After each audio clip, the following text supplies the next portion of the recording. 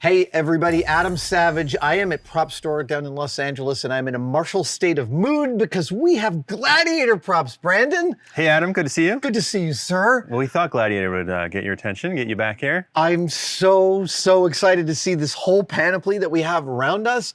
But so tell me these two pieces just to begin with. Yeah, I mean, we got to start with Maximus, right? So this is the arena sword, a hero version, and an arena shield. Oh, dude. Our mutual friend, Steve, makes beautiful replicas of these, and I own one of his, and it is lovely to see this up close. Is this Simon Atherton's work? Yeah, Simon did all the weaponry on Gladiator, and it's just fantastic stuff. And I think this style he used in the end fight with Joaquin Phoenix, Commodus, and also in some of the earlier arena fights, like with the Tigress of Gaul. Amazing. And it's got a real aluminum blade, and it looks like it has sustained some actual action, fighting. Yeah, I mean, that's probably from filming rather than pre-distressing, you know? Absolutely. I wonder, it feels so real. I'm actually finding myself if this is wood or castings of wood. I think it's real wood. Yeah, I think they use real wood, and I think all these pieces are individual elements, including cast metal elements that have been assembled on a threaded rod there that ties into the blade. So serious workmanship that's gone into this piece. Serious workmanship, and also, I mean, one of the things I love about Gladiator is it's one of those movies where you really feel like what old warfare, what old battle and fighting might have really felt like Braveheart's another one of those. Yeah. But then when I hold this piece and I think, oh my God, the actors must have been having so much fun. Yeah. Fun movie to be part of. And did you see the trailer for Gladiator II? Absolutely. And did you see this sword? Oh, it shows up in there. Not this exact one, but a version that looks just like this is coming back to a theater near you this November, I believe. So I own a replica of this, and I'm absolutely going to go home and replace this with brass rings. There you go. Go for that. Upgrade. There's one other good story I know about this sword that someone told me along the way, which is that they originally intended it for Richard Harris as the emperor, or Marcus Aurelius. And then for whatever reason, I think he didn't want to carry a sword. So they said, okay, if he's not going to carry it, we'll repurpose it and give it to Maximus. So I think that's why it's as ornate as it is on the handle and stuff there. Because it was originally meant to be emperors. Yeah. And just to be clear, Simon Atherton, the armor who built this, he did everything. I mean, from Fifth Element to Gladiator and everything in between. Yeah, I mean, his career goes back to Raiders of the Lost Ark, and he did all these wonderful props we love, like the pulse rifle. Yeah. Everybody's favorite. Yeah. And Fifth Element, the ZF-1. The ZF-1, I mean, just an absolutely legendary shop. It's being run by his son now, is that right? I think that's right. I know his son is in the industry. Yeah. And Simon himself is retired at this point, but yeah, if you want a roster of movie credits, his is about as good as you're going to get, I think. It's insane. Yeah. Tell me about this. This is one of the arena shields. Yeah, so I think this one is a cast urethane or rubber maybe. So it's not fragile, it's not delicate like a fiberglass, it's not going to crack. Obviously you've got this brace back here, which is some slight peeling of the covering there. And they put a little foam on there for the actor. But you see all the interior of the shield on screen as well. You know, the shield winds up playing really heavily because he takes it and smacks Tigress in the face, and it's a super prominent, recognizable thing from the film. Were you able to screen match this? Not this one. Okay. We did take a look. You know, there's several of them that are used in the sequence. You can see this one has marks on it, which my guess is these are real action marks as opposed to distressing. No, I think you're right. That looks like a real action mark of like someone hit it with something. And then I also love the casting details here. Looks so hammered, right? Like this really does look like a hammered piece of metal. Yeah, little scenes of the gladiator warfare in the arena there. Oh, this makes me so happy, this pairing. I love everything from Gladiator. This guy. Yes. Can we talk about the plinth it's on? Because I know you guys do really elaborate displays, but this still feels like maybe even a little higher than you go. We did not make this one. Marble work, not our specialty. This ties right back to Simon Atherton, who we were just talking about. Simon made these at the end of the production of Gladiator, and if you go to Ridley Scott's winery in France, you will see Gladiator helmets very similar to this one on display bases exactly like this one. So I think they were produced at the end of production, and they're sort of canon in that way, if you will. I mean, it is an absolutely appropriate stand for a Gladiator helmet. May I lift this one off? Yeah, of course. You should have seen our photo department when they opened the box that had that in. What's in this thing? Right, it's so heavy. So this is a screen used. This is a production used helmet. Yes, yep. I think this guy plays heavily in a couple of the arena fights. It's cast fiberglass, right? with a really beautiful set of lining inside. Actually, it looks like very nicely protective for the actor. Yeah.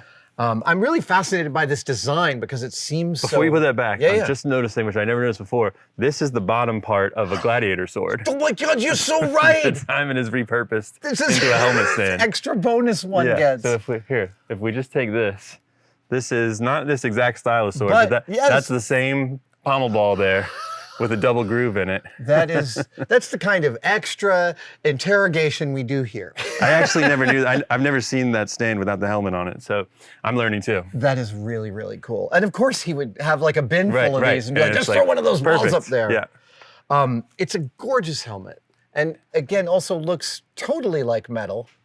I'm really curious about its historical predecessors. Like, it didn't occur to me there were blank-faced helmets, but also knowing Ridley and Genty Yates' really specific like adherence to historical accuracy, there must have been a predecessor. They probably pulled it out of a book, right? I mean, they probably, I'm sure they did their research on real gladiators. And, for me, all the costume design, prop design, the production design of that film is so successful. It's just gorgeous the whole way through. I just watched it about 4 weeks ago, just because I was in a hotel room and I was like, I want some comfort. So watchable. So watchable. Moving on to an amazing piece. This is Joaquin Phoenix's. Yeah, this is Commodus, and this is a hero version of the armor, meaning it's put together from individual components. So we have had in the past a stunt version where all the little characters were cast into it in the foam, designed to be lightweight for the fighting. This, I think these pieces are resin or maybe some kind of cast urethane, but they are definitely put on one by one. So it's a more intricate level of build that's gone into this one. And this piece actually, right after Gladiator was released, they had an online auction. One of the first films to have an online auction. I think it was on Yahoo auctions at the time. And this was sold there, and it actually includes its original DreamWorks COAs from that time, which is really cool to see. I am really grooving on the paint job. In the extra materials on the DVD, they explain that this costume had color to it, but that Ridley decided he wanted it to be white, so the paint job was a late in production decision. Interesting. But, you know, in the film, it looks white. And up close here, there's about 7 different colors There's a lot going on. Yeah. It is a very, very subtly variegated job with a ton of pearlescent, which I didn't expect. It's like a real pearlescent specular I see what you mean. Everything. Yeah, good observation. It's absolutely gorgeous. It's, again, one of my favorite villains from any movie. He's so good. And I mean, all you want when you see the villain show up in white is to see his blood on his own white costume, right? It's like this perfect anticipation. It gets there. Yeah. There's a funny thing in the DVD materials where Joaquin is between shots in this uniform. And he is like, this is weird, man. I'm from Florida. I remember you saying that. I can imagine putting this on really. Oh, wow, these are leather. These are actually sewn. A huge amount of work has gone into this. You know, I think this is wrapped with something. I don't know if this is leather or if it's sort of a fake leather, an imitation leather. Yeah. But it's like a piece of foam that's been wrapped with something that is trimmed out at the edges, the individual characters we talked about. There's just a ton going on with the construction of that costume. It's really amazing. And then also there's this interesting thing about Roman armor that does this weird chest flattening that is sort of in that aesthetic. And they again, nailed this so well. This would be a really fun one to do in foam.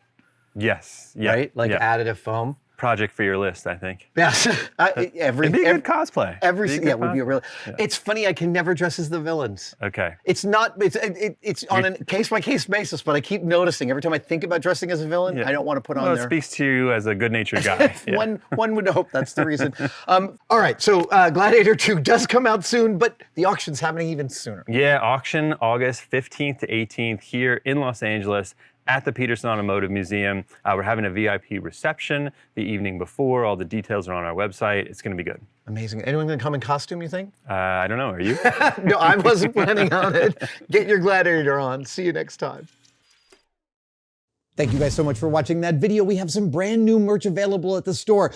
A dog's age ago, I mean like 2018, 2019, this wonderful graphic designer named Brian Otterer reached out to us and sent us some stickers. He has a design firm called Dash 3 Dots, and we loved his stickers so much we wanted to sell them on the merch store. Well, he updated them with our new logo, and we've got Adam in Martian spacesuit sticker. We've got Adam in the shuttle suit sticker. We've got Adam in the Apollo suit sticker. And my personal favorite, Adam in the alien spacesuit sticker. Get yours now, tested-store.com.